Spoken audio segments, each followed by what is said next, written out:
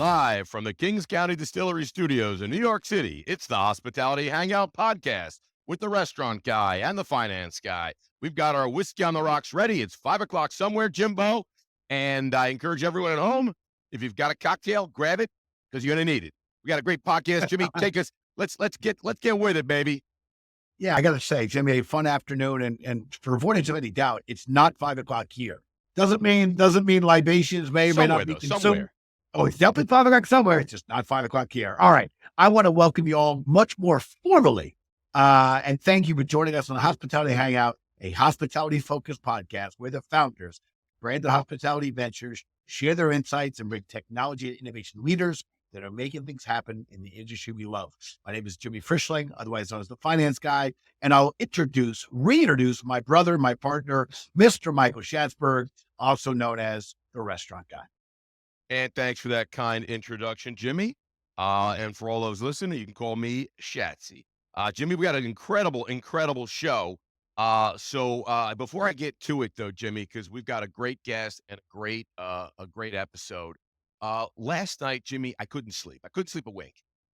I was up all night. I had dinner at Isabel's. Beautiful dinner. The whole family, my sister's in town. Great dinner. And then I got home and I'm in bed and I'm thinking, you know what I'm thinking about, Jimbo? I have no idea. I'm a little nervous. I was thinking about technology, and wouldn't it be amazing, Jimmy? Wouldn't it be amazing as a restaurant operator if you could go to one place, just one place, and find all the technology in the whole world that you could use, that you needed in one spot? Wouldn't that be sick? Wouldn't that be unbelievable? That would Amazon for restaurant technology. You see where I'm going with this? I see where you're going with that. And Amazon, please don't send us a cease and desist letter on that. Jimmy, it's out there. It's out there, Jimmy. Boom.store exists. You got to go check it out. Boom.store. You go out there. It's free for operators, Jimmy. It's free for everybody. Free. How do we make money on this, Shatsy? Volume, Jimmy. Volume. The way I did the math, Jimmy, if over 1.5 million people start using it, the free becomes less free and it becomes, you understand. You're the finance guy, Jimmy. I'll tell you how it works. Yes. Anyway, Jimmy, I encourage everybody, check out Boom.store. If you're looking for a technology solution, there's over 500 of the latest and greatest innovations in technology that will help your restaurant or hospitality business succeed. So I encourage everybody to check it out. Jimmy, I'm done with my shameless plug. Let's go, baby. Yes, that was our own self-promotion, but all good fun. Listen, we are super excited for today's episode. Joining us today is our friend, Mr. Josh Kern, CEO of SPB Hospitality. Let me tell you something. We've had a lot of great guests on this on our podcast. I aspire to continue having great guests, but we got to have a lot of fun today with Mr. Kern. I'm super excited. Thanks for having me. I got to tell you something. Yeah, let's jump into it. Let's we gonna do a little trivia first? Well, yes. Before I fight Mr. Kern, my Josh is like, do I ever get to speak, or is this basically your never-ending preamble? My last bit, but it's not preamble. Given that our podcasts are released on Tuesdays, and now that the Taco Tuesday's been settled between the juggernauts, Trivia Tuesday was not part of that fight, by the way. But for our listeners, here's how we play the Trivia Tuesday. Here's the game: 2 truths and a lie. We're going to say 2 truths and an untruth, which I guess is the same thing as saying a lie. And here's how it works. I'm going to give you 3 facts about our friend Josh. 2 are true. Factoids, Jimmy, factoids. 2 factoids. 2 are true. 1 is false. And the game, Shatsy will play first. You can play at home. And at the end of the episode, we're going to ask Josh to reveal which were the 2 truths and which was 1 lie. Two utes and a lie. Here we go. Fact 1. Josh once traveled to Moscow, Russia. Fact 2. That's a lie, Jimmy. That's a lie. No way did Josh go to Moscow. Absolutely incorrect. Well, I didn't say he went like last week. It could have been, it didn't have been the last few months. Okay? All right, I could buy into that. My mom was in Moscow. I could buy that. Yeah. Fact 2. Josh flew on Air Force One. I like that. All right. In fact, fact 3, Josh is... There's no way he was on Air Force One. All right, well, I didn't say play the game now. I said I'm giving you the 3 But I always like to add my little, spice. And fact 3, Josh is a franchisee. Not only is he a CEO of SPB Hospitality, could he also be a franchisee? That would make the most sense out of everything. I mean, the guy's a restaurant guy. Of course, he's a franchisee. That could be the ruse. Anyway, fact 1, Josh traveled to Moscow, Russia. Fact 2, Josh flew on Air Force One. Fact 3, Josh's franchisee. Stick around for the end of the episode, and we'll let it out. Okay, here we go, Josh. By the way, got it all done already. I already have it, so it's all over. Great. Well, that was the episode, everyone. Thanks for joining us on the Hospitality Hangout. No, here we See you go. later. Josh, finally, we're going to let you get involved, take the lead. Please give us a background introduction to yourself. And of course, please introduce SPB Hospitality. Absolutely. Well, thank you, gentlemen, for having me this afternoon, and really excited to be on and follow some distinguished guests. That's the lie, Jimmy. That's the lie right there. We caught him. Hey, if you had GJ on a couple weeks ago, so it's hard to follow in his footsteps. Although he's actually been a good mentor of mine. We're both in Denver, Colorado, and so it's been nice to to learn from him as he's gone through his distinguished career. So certainly hats off to GJ. But yeah, I'm like you both. I'm just a restaurant hack. I've been in the marketing side of the business for many years. I cut my teeth in the glory days of Quiznos. I joined when there were about 1,800 restaurants, and I left when there were about 5,000. Now maybe there's 150 left. We won't go down that rabbit hole. I was going to say, isn't that going the wrong direction? Yeah. That's not one place. I do tell. We'll get into that. Yeah, there you go. I learned the good, the bad, the ugly from that stint. But yeah, I've been with brands from everything from Quiznos to Village Inn, Baker Square, Smash Burger.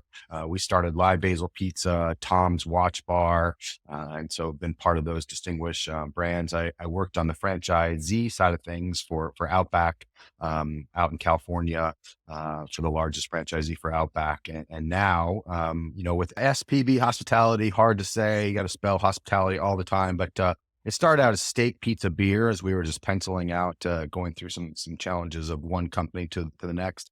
I affectionately is that Josh? May I interrupt? Because I was going to ask you what SPB stands for. For our listeners, is that breaking news? Steak, pizza, beer? Can we disclose that, or is that? I mean, we've said it before. I think it can be breaking news that now I've turned it to serving people better. As SPB. So a little bit. You see that? Now that's breaking news. All right. Pizza beer. SPB is now serving people better. Breaking news. CNBC's got nothing on us. There you go. To keep with the bro vest. I've got to be corporate in terms of serving people better versus steak, pizza, beer. So, but yeah, so when in the height, in 2020, what was known as CraftWorks, went through Chapter 11. Fortress ended up picking up kind of an asset purchase. So we had to kind of end the name CraftWorks Holdings, which included brands like Logan's, Rock Bottom, Gordon Biersch, Old Chicago. And so we had to, legally to get a new name. And that's when SPB Hospitality was born.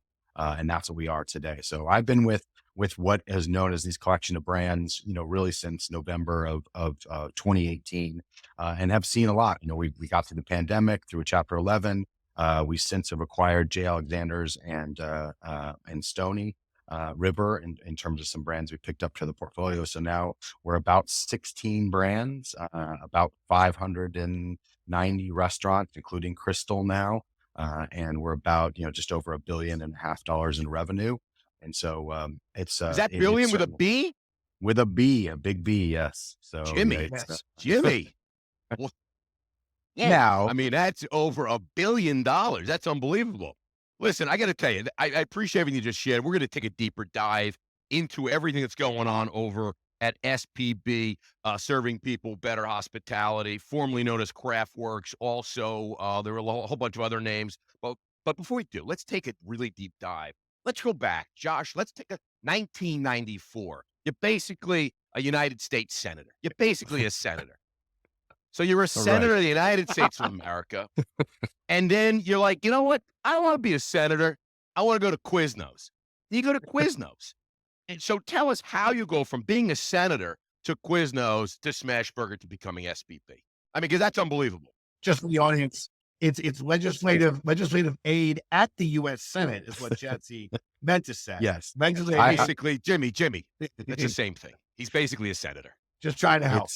Exactly. No, working on Capitol Hill. I've always been enamored with pop culture, what's happening in today's society. I think that's why I love restaurants to this day. But I cut my teeth on Capitol Hill, worked for a U.S. senator and, saw all Can the you crazy stuff. disclose the senator's name? Is that legal or we can't Yeah, disclose? yeah, oh yeah, Senator Jeff Bingham, and probably an atypical politician, did not like an entourage, wasn't in it for the glamour or the kind of dollars. He was really specialized in energy, education. He was a Harvard undergrad, Stanford law degree. I mean, he was an upstanding member of society, unlike some of the folks that are up there these days. But we could talk forever on that. But I always wanted to kind of, I wanted to run for mayor of Albuquerque, New Mexico at one point in my time, in my dreams. But I met, my ex-wife now, but I met her along the way in the journey, and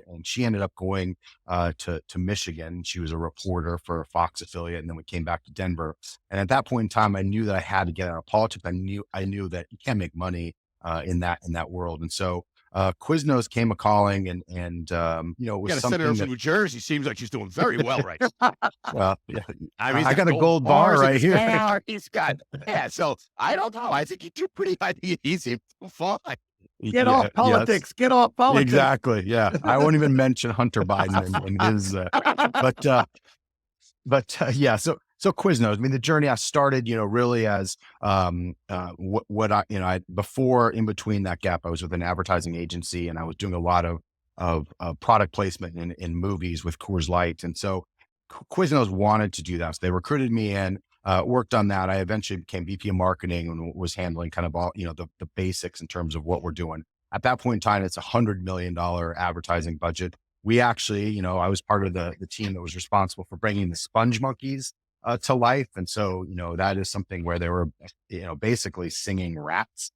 So you either loved the TV spots or you hated them, and franchisees wanted to kill me and kill us at the same time. So I learned an awful lot. I mean, that's really when I joked about the beginning about the good, the bad, the ugly. Someone needs to write the book. The title of the book should be Toasted. There is so much craziness that went on at Quiznos that, some things are not probably allowed. Maybe it's past its time, but certainly just, ways not to treat franchisees certainly were things that I picked up on that front. I think it's made me a better franchisor. I really value franchisees and see them as such a strong constituency. So I think that the roots took hold in terms of folks that are investing in brands. And Quiznos certainly, was one of those at the time. But Quiznos got its clock cleaned. Subway came in, started toasting products, all the classic things that brands do to start to pick out on cost effectiveness. And so, trying to get those ovens to go a little bit faster, and so that the toasting is not as crunchy and crispy, getting rid of garlic that went on the spread of the sandwiches, just everything you can possibly imagine started to go wrong. And when you grow that quickly, you feel those pains, and certainly Quiznos went through that. So, it was an interesting time, and I left in 2007, actually, when the brand had sold for, 49% of it sold for 963 million. I did not get a single cent of that or any You crumbs. heard it here, everybody. He did not get a single cent of that. And so I knew that at that point in time, I wanted to kind of, grow and do something else. That's what became CMO of American Blue Ribbon Holdings, which is Village in Baker Square. And so made that transition, the first foray into that family dining into casual. And then, have been part of casual brands with the exception of Smashburger in between there on fast casual ever since. So, but yeah, I there are things that I think about, even at, sitting in this proverbial chair at the top of what Quiznos taught me, and how important the product is to guests, and what it means to really, integrate that guest experience from soup to nuts whenever you're dealing with that side of the business. What I find very interesting about that, and actually this will be a wonderful kind of segue into the topic I wanted to ask you about. Well, when people ask me about my own management style or otherwise, I think for me, and it sounds like for you as well, you learn from the good and you learn from the bad. You learn from the wins and the ugly, Jimmy, the ugly. And I like to say the otherwise, but yeah, the ugly. Mr. Clint Eastwood, that's for I was just thinking about the movie. Yep. But I actually think, and I think you were alluding to that, we learn much more, I think, from seeing failures, or we learn more from mistakes. In fact, I think a lot of my management style is not doing what I saw other people do. Then when they were maybe managing me or I watched them managing other teams, I was like, well, I didn't like that. I didn't think it worked. Don't do that. I think a lot of my own style is not doing what I saw other people do. So I've had the privilege, or Shatz and I've had the privilege on this program, on the cast. Shatz, you're in there, the cast. We've had some incredible leaders, industry leaders, and each have given us their own insights and stories, and it's super fun about their own motivational style or imagined style. And I have to say, I find in hearing about your own style, what I feel is incredibly unique. At least you're the first one that ever has compared a leadership style to your love of the game of craps. And to be clear, yes, I do said craps. I'm talking about the famous I mean, I casino gotta tell you, game.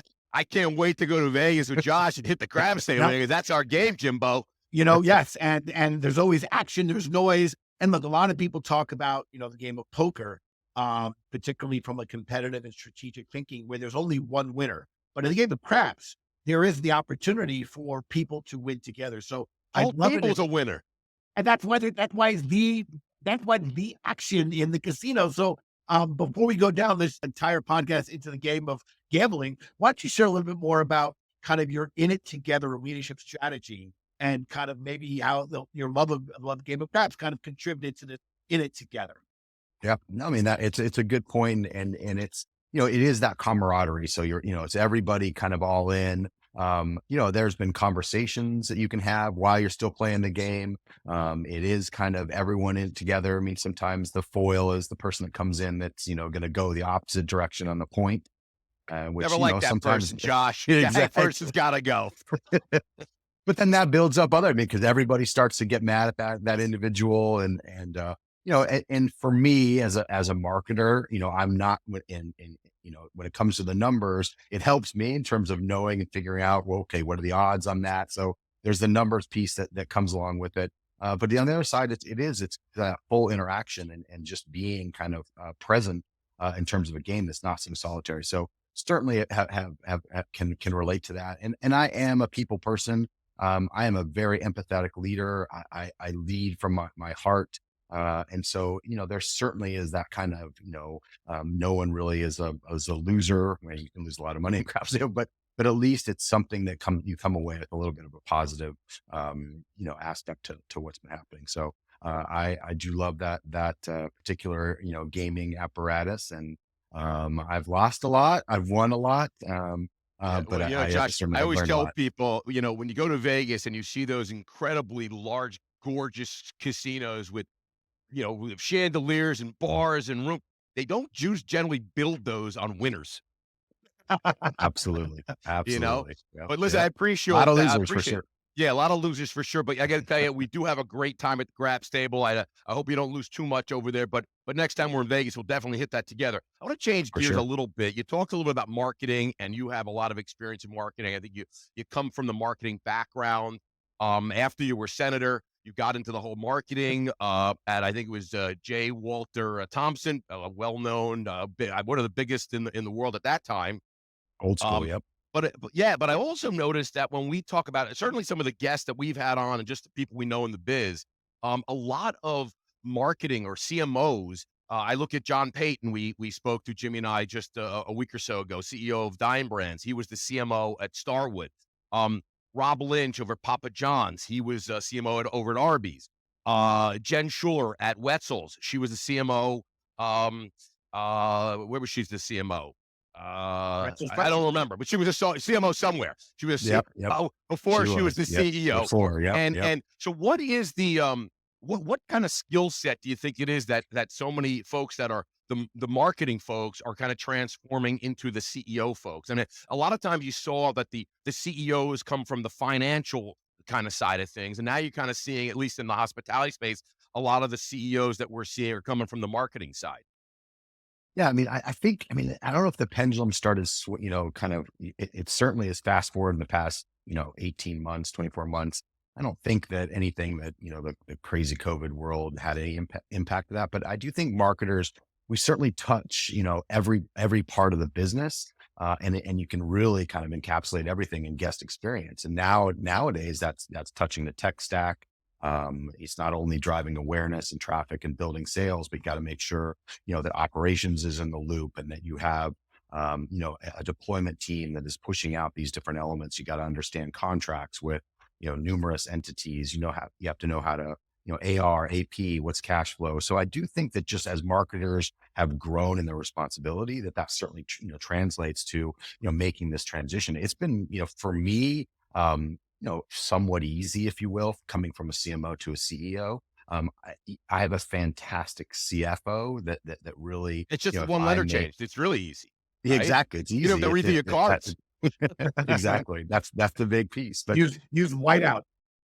yeah, exactly. Retype, but no, we use business cards anymore, so it's all digital anyway. So it's certainly easy that way. But I do think that it just knowing kind of that the basic core elements of the business certainly helps. And then the last piece is really just generating ideas and not being stagnant. And then that's the thing about restaurants, and not afraid to try new things, and having someone that understands that, hey, look, we're not always going to get a home run here, and we're going to get a couple singles. We're going to strike out a couple times. We might walk and, walk away from an initiative. But I think as a marketer, you're always thinking about new ways to generate revenue, figure out how to kind of really connect with our guests out there. And so I think that just made, a marketer's mind a little bit different in this day and age. And you certainly have that financial acumen, and you can hire and have great teams that, can fill in those areas where you might not be so, strong in terms of those different areas. But being creative, being kind of that people person, that's hard to find in this day and Yeah. age. I think social media had a lot to play in it, because I think it's such an important part of our culture today. Like it or don't like it, it is. And so you really have to be on top of the trends, really, and what the younger folks are thinking about, and what's happening on TikTok and Instagram and blah blah blah blah and YouTube. You really have to know what's happening. So I do see why marketing folks are kind of becoming the leaders now. Jimmy's all Yes. upset. No, Shaz, I thought that was, I got to tell you, I thought that was really a fantastic question that you asked. I mean, it was so good. I can't even believe you came up with it. It was, no, it's There's a compliment in there somewhere, I'm sure, Jimmy. somewhere. No, I actually, I know, I do think it was an excellent question. And I appreciate that Josh quickly, shared that, and he's armed with a great team, including a strong CFO. I do think that there's been a trend and there's been a shift. In fact, I think the left side of the brain, which is the more creative side, I think is becoming more and more important, because at the end of the day, if something is rules based, and I will bring this into our next topic, because if it's rules based, it could be outsourced, it could be calculated in a myriad of ways. We're going to talk about AI in a moment, but I think the creative thinking certainly requires a different skill set, and it's not a shock that we're seeing the people that maybe have built their careers a little bit more with the creative side are now taking the leadership role. And as you said, Chats, CEOs are expected to be really not just leaders for their team, but they're going to be seen in the market and on all these different channels and mechanisms, social media. So there does need to be creative thinking. I thought it was a really good question, Chats. Sorry for the dig, but I want to give you the good shout out. I want to shift gears into a drinking game that Chats and I play. We like to say it's an imaginary drinking game, and we'll just While say we're playing craps, we played, right, Jimmy? imaginary. That's right. Imaginary. I say in air quotes. But the trade show season is on. I think Brand is like on a barnstorming of trade shows and conferences. I think the events are really important. But one of the things we enjoy doing at these shows is having this imaginary drinking, where we pick a hot topic, we pick a theme that clearly we feel is in vogue, and every time somebody mentions the word of the hot topic, we'll raise an imaginary glass and pretend to do a sip of our drink, or even a shot, and we'll stick with the imaginary theme. In the past, it's been off premise. That was a big deal. Delivery, huge. Labor, we'll talk about labor, still a big topic. All those are big topics. Right now, thus far in the conference circuit, to me, the hot topics are automation and AI. Those are your hottest topics. You have to say AI in anything you do now. Exactly. Automation. You don't say AI, you're a loser. You're totally. Yeah. So let's Kick go. to the Let's go curb. to kind of what you're doing over at SPB. You have a SPB big, now is all about AI. It's all they're doing is you AI. have That's a it. big push. Robots. Now there's a big push and a big focus on testing out drive-thrus and specifically leveraging AI. And since it's such a hot topic, imaginary sip, can you share a little bit more about how that's going? Yeah, I mean, I have, with, we're with Krystal, and we are really from QSR all the way up to, upscale dining and the J. Alexander side. With Krystal in particular, I mean, drive-thru is king. So many opportunities with a 91-year-old brand that certainly has been neglected over the years. And so, the question is, I mean, it's very easy for me to understand that we need to, kick ass at the drive-thru. I mean, there's no other way around it. There's technology that can help us in terms of digital screens, make that, throughput faster and just do the basic pieces of it. And then if you bolt in AI and then make it a little bit easier, that helps some of the things you mentioned, like labor, get those order accuracy up. How can I interact from a beacon technology and into the app and all those good things? The one thing, and I've gone to, probably, 15, 16 different drive-throughs recently. I won't mention the brands because they're in different testing phases. And it's coming along. I mean, definitely AI, you can pick up where they're using it, how they're using it, whether it's partial experience or the full experience. And it's there, it's just not, it's still a little clunky. And so we're going to test it, but we're going to do it on our own terms in terms of how we're going to integrate that into what we're trying to do. But it's not quite chat GPT in terms of just spitting out your order and it's instantly there. I mean, you can see pauses and delays. You have you have to audibly accept the terms and conditions when you're ordering through this technology now.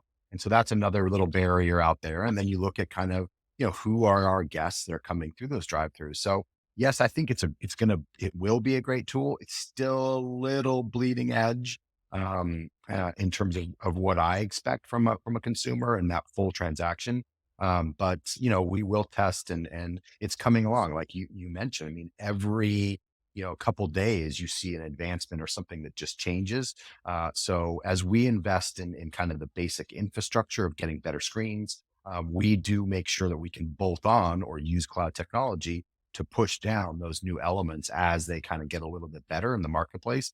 And so that's what I'm, keenly aware of and want to make sure that, we build in that degree of flexibility because, with Krystal, man, I could spend, millions of dollars just going through all of these different units and fix them up. But if I don't signify change to that consumer out there, there's no way they're going to try us because, there's been some damage to these brands. So I don't want to go too far and have this robot or, name the whatever you want to name it, have that kind of technology, make a worse experience when in this day and age. I'm also trying to make that eye contact.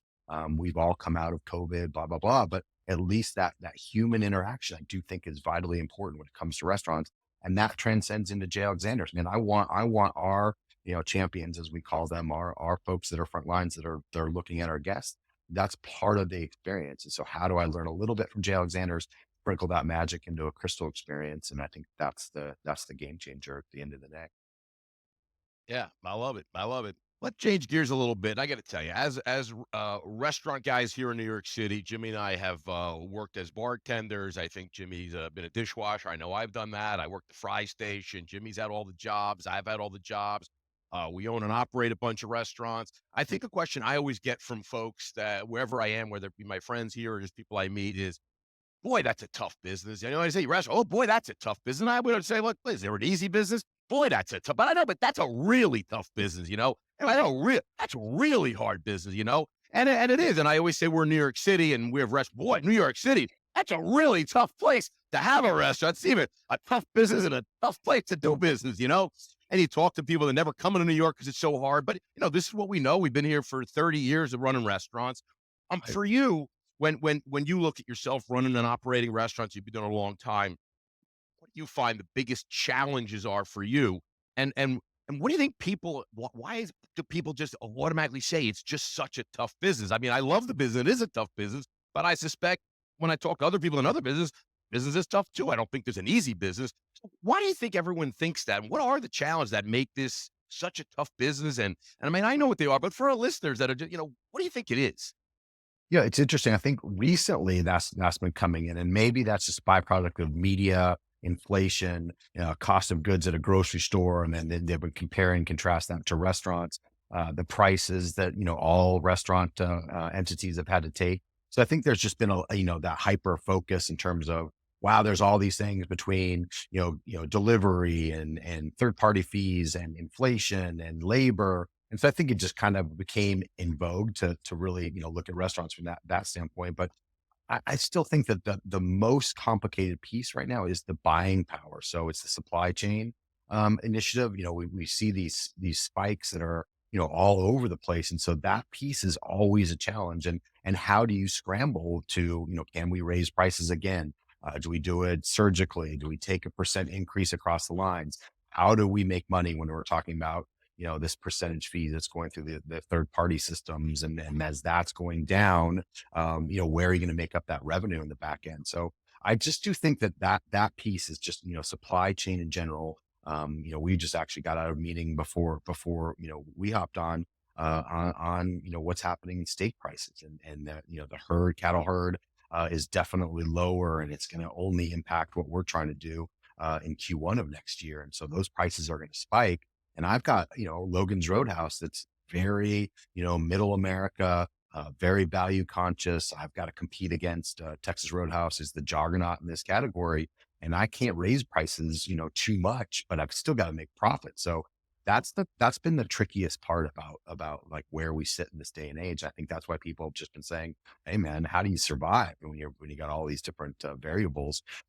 But you do have to love it. And you guys, you hit the nail on the head. I was about to say, man, you have to love it. If you don't love it, if it's all about the money, it's probably nothing. Exactly. Exactly. There's plenty of money to be made, but if it's all about the love of money, that's probably not the best business.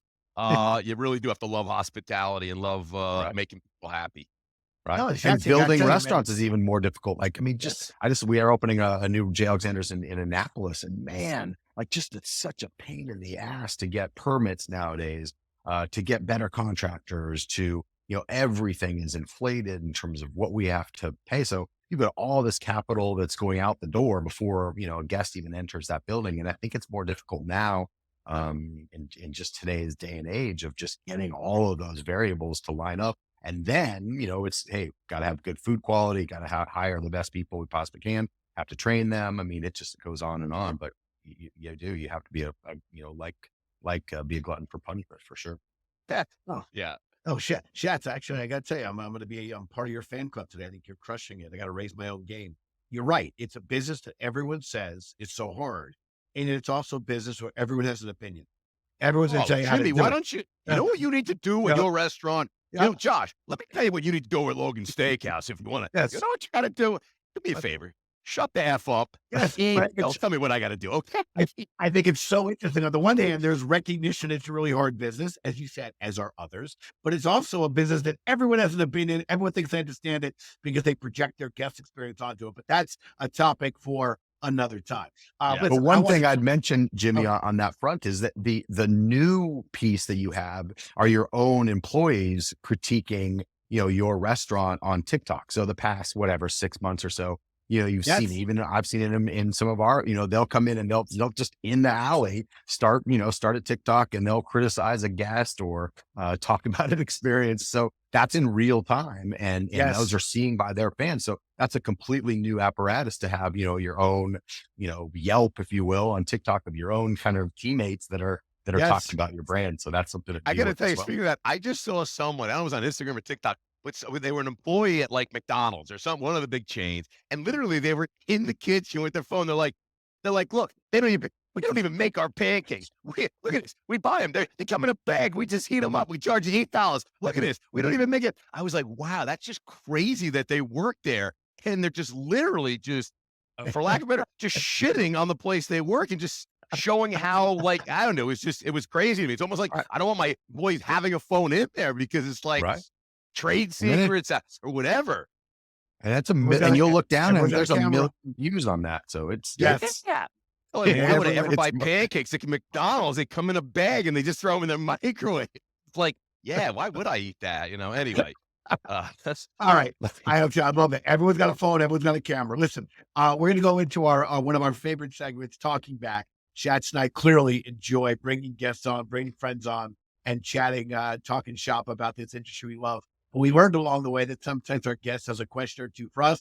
So let's kick off Talking Back. Josh, we're going to give you the microphone. We're going to let you ask us a question or two. And as we like to say, nothing is off the table. The microphone is yours. Nothing is off the table. Nothing off the table. All right. Well, all right. First Very one for nervous. shot. Where will you, when you land in Palm Springs, what's your first visit going to be? Oh, in Palm Springs, I Because suspect Create, right? You're headed to Create this I'm weekend, right? Headed to Create, and I just found out that I have to be at a meeting at 11 a.m. on Sunday, which means I had to change my flight. Now I've got to go on Saturday, so I've got to get there Saturday morning, but due to the flights and stuff, so I'm gonna be there all day Saturday. So I just was communicating with a few friends that are going to be there, and we all agreed our first stop will be the pool at Margaritaville. And you'll get margaritas at the pool at Margaritaville. And now because we've got nothing to do on Saturday, we have to be there because we have a very early morning meeting on Sunday. So easy question. I appreciate that. But yeah, pool, if you're going to, are you going to be there? I'm going to be there. Yeah. I'm speaking on Monday. So, So you're not coming certainly in on, Monday. yeah. No, I'm coming in Sunday. Yeah, I'll be there Sunday because I think it's early with Sam. And so, got a couple, doing Well, then that.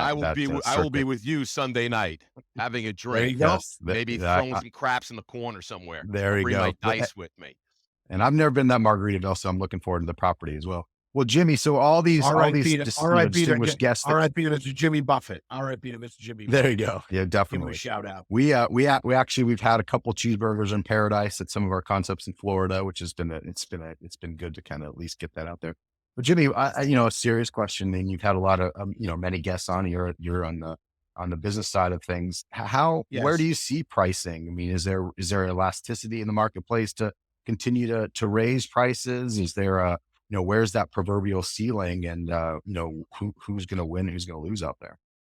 Yeah, great question, and I'll give you my unfiltered, unvarnished opinion, with the caveat that we're kind of in uncharted territory. I think, first of all, supply chain issues and certainly inflation issues and how correlated they are, at the end of the day, have pushed prices on operators and then the need to pass them through. I also feel that sometimes, there's a chat that I would joke, maybe inflation or supply chain specifically hit one type of product, and we're like the other product's like, why don't we just raise our prices and blame the supply chain? Once the chickens guy sees the beef guy raising prices, he's like, oh yeah, he's like, like, chickens left, we got to raise prices. And then the avocado guy's like, yeah, there's no avocado, we got to raise those prices. And before you know it, everyone's just doing it. But at the end of the day, the fact is prices have gone up. I think coming out of COVID, the guest has tolerated that as well as possible because we really have seen a spike in pricing. I think we're now pushing the envelope. There is some really interesting tech out there that's trying to create greater transparency around the ordering process and whatnot, but that's a heavy lift. So the fact is, I think we're going to see some shifting in dining habits as folks, you're seeing a surge in some QSRs, part because you're seeing folks that maybe would have gone to a full service casual place. I don't want to say trading down, that sounds negative, but moving down in price point. We're seeing folks kind of thinking about beverages differently because I know that's an area where operators, there's only so much you can charge for that steak, as you said, before you hit a typical price point. So you need to find other ways for you to be successful, or rather, to monetize have a fair exchange. Jimmy, they're hitting the alcoholic is paying for everything. That's what's happening, Jimmy. I mean, if you like wine or whiskey, yeah. I mean, right? That's I travel over the place. Yeah.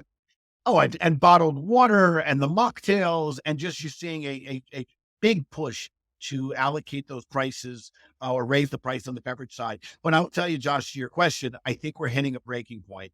And then the question is going to be, at the end of the day, it's not fair to tax the operator. There's a limit to what the guest can do, and the manufacturers, distributors. So I do think we're reaching that point.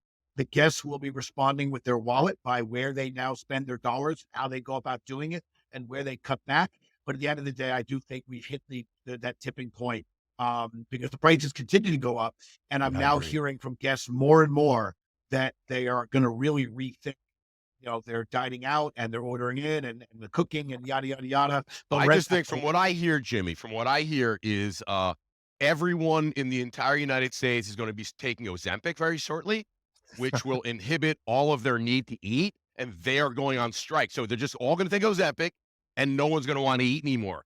and they're not going to stop until the prices come down. What do you think about that, Jimmy? I think I've been doing a lot of thinking about this. I think Big Pharma got you, Shatsy. All of a sudden, you're a big pharma. Yeah, and no one's going to want to eat. No one's going to be hungry, and then McDonald's is going to start lowering the price before you know, Big Mac, 99 cents again. You'll see. That's not so good for our business, Shatsy. Not good for us. We're pro. They're paying you in gold bars, Shatsy. Yes, pro operator. No. Right, bad idea. Bad idea. All right, listen, we got to go into the food service feud because we got to get Josh out of here. He's got a lot of work to do. But before we do, we got food service feud, celebrity edition. Are you ready, guys? Okay. We asked, as you guys know, a lot of celebrities have got their start in hospitality over the years. You know, I mean, you always hear about a famous singer or actor, what have you, was a bartender here or a waiter here or what have you. So we've got our food service feud celebrity edition. Here we go. I'm going to ask you guys, okay, which celebrity, and you can chime in with your buzzer, with your fake buzzer, whatever it is, your imaginary buzzer. Which celebrity got their start working in the restaurant business in the great state of Colorado? Was it Mr. David Letterman, Mr. Tim Allen, Sarah Jessica Parker, also known as SJP, not to be confused with SPB, or was it Diane Keaton? Diane Keaton. Which one? I'll ding. I'll let our friend go Josh first. think first. Yeah, he made the sound, Jimmy. Yes. Look at that. Josh froze. He's all right. He's back. He gets the back. Josh, Right what's your answer, my friend? Sorry, what's your answer? I was saying Diane Keaton. Sorry, Jimmy, you can steal a feud for the Frischling family and make the whole family proud. Papa Paul is listening. I'm going with Tim Allen. It is not Tim Allen. I'm sorry. Both of you guys lost the food service feud today. The winner, of course, is Mr. David Letterman, renowned talk show host. Crazy feud today. But yeah, he worked at Flagstaff House Restaurant in Boulder, Colorado, back in the 1960s, Jimmy. Jimmy, I think you visited that store when you were very young. But yes. And I got to tell you, the interesting thing is, Jimmy, if Winolo was around, if the Winolo app was around, that Winolo company, Winolo.com, was around, Mr. David Letterman, if he used Winolo, okay, he may have never gone on to a talk show host, and he may have been continuing to work at the Flagstaff House Restaurant in Boulder, Colorado. So that is our food service feud edition. No winners today, no prizes going out, but it was a great episode, or great edition. Good, Jimbo. Take us away from Trivia Tuesday. Yes, I was going to think of Letterman. I thought Tim Allen. I got to plug Winolo.com. WONOLO. Winolo.com. Their new jingle, Winolo.com. Nice. I like it. All right. Listen, remember at the top of the episode, we played the game, 2 Truths and a Lie. We'll have Shatsy jump in, but first, quick review. Here are the 3 factoids. 1, Josh once traveled to Moscow, Russia. Fact 2, Josh once flew on Air Force One. Fact 3, Josh is a franchisee. Shatsy, go for it. Okay. As a U.S. Senator, Josh flew on Air Force One. We understand that because I see senators are always hopping around on that big plane. So, and I got to think, I think he was a franchisee. I mean, was it a franchisee or like he is a friend? Is currently a franchisee? Like, does he own a Quiznos right now? No, I don't think he's a friend. So I say he went to Moscow on Air Force One, and he didn't have a franchise with him. All right. Well played, Shatsy, but we're going to find out the man himself, Mr. Josh Kern, which one's the 2 truths, which one's the not a truth. Well, the one truth is yes, flew on Air Force One. Unfortunately, not to Moscow, but from Washington, D.C. to Albuquerque, New Mexico, where I was born and raised. That's where our senator was from. So Bill Clinton was on the plane. No, Monica Lewinsky was not on the plane. So that was my next question. I didn't think anyone was going to go there, but we did. Yes, we did. I have the M&Ms from the airplane. So that is the case. And no, I'm not a franchisee, but certainly have Moscow in my blood. And my father actually was a history professor at University of New Mexico and specialized in Soviet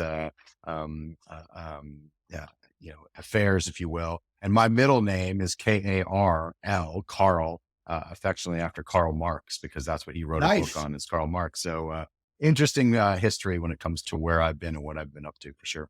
And let So the who's the record show, winner? Shatsy, you got it, Shatsy. He's been to Moscow. He fought Air Force One. He's out of franchisee. Shatsy, you are a winner, sir. No, I got to tell you, Jimmy, how do I monetize this game? How do I do? Do I win this thing? The same way we're going to monetize, boom, volume, baby. Volume. All There right, you I go, like that. volume. All right. Listen, Nice, I nice. got to tell you, my record is unbelievable. I got to jump into the branded quickfire. This is probably the greatest segment of all podcasting in the world. There are hundreds of millions of podcasts, but none do a branded quickfire. We are the only podcast exclusively doing the quickfire. We own the name quickfire.com or just branded quickfire. Josh, I'm going to ask you 5 lightning round questions. Don't think too long. Don't take a long time to think of this, and just answer whatever comes to your mind. Are you ready, sir? Because we got to get you out of here. I'm ready. Favorite all-time late night TV host? David Letterman. Where are you getting dinner from tonight, sir? Stoney River. Stony River. I What is your Here in favorite Atlanta. food city? Yeah, what is your favorite food city in the world? Used to be New York, now it's LA. All right. Oh, Jimmy, giving us a dig over here. Huh? Yeah. Where's favorite place to travel? London, England. Love it there. Love it. If you were to challenge Jimmy Rye to a game of Frogger, the old video game, the old reliable, the old Frogger, we have better odds of beating. Now, remember, this is the video game. It's not actually, we're not actually doing the Frogger. It's a video game. Not the Seinfeld episode where it was not. Kramer that actually did. We're actually moving the Frogger game out on the street. We are standing there playing Frogger.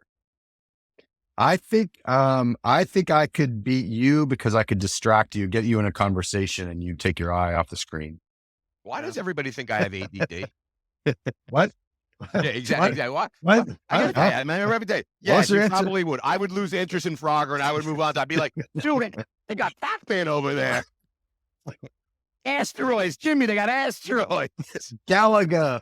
Yeah, pole position, Jimmy, there's pole position. I agree.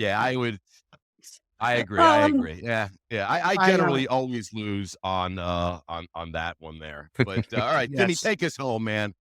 All right. I have to say I'm going to agree with Josh's answer on that. But we'll talk more about that another time. Listen, Josh, thank you so much for joining us on the podcast today and sharing your great insight. We really do enjoy and have super fun times having long-standing owner operators and folks that just continue to make things happen truly in this industry we love. So thank you for that.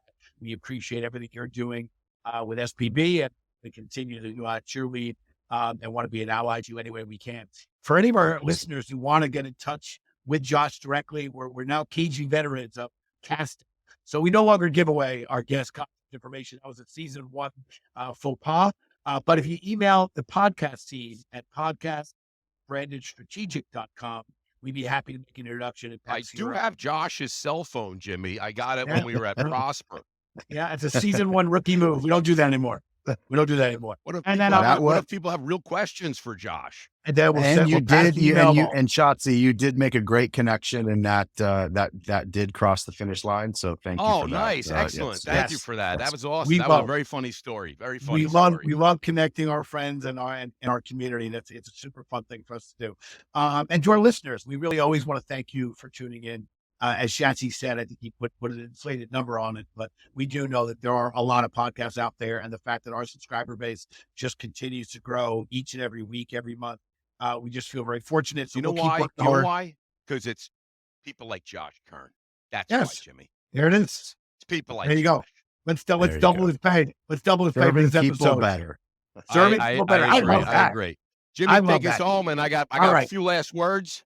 All right. So again, this is Jimmy Frischling, your finance guy. Again, with appreciation of Mr. Josh Kern. I'm going to pass it back to my boy Shatsy to close us out.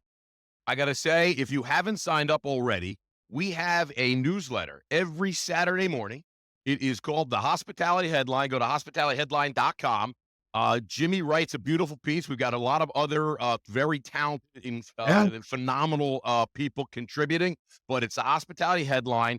It comes out about 6 a.m. on Saturday morning. By the time you're done with it, it'll be after dinner on Sunday. So it's not a short piece, but everyone loves it. I highly recommend you check out the Hospitality Headline because it really is great. My last thing is, if you were in the future of work is here, Jimmy. No resumes, no more interviews. The world of work made simple. 1olo.com. 1olo.com. It's Shatsy signing off. Thank you, everybody. Cheers, everyone. Thank you.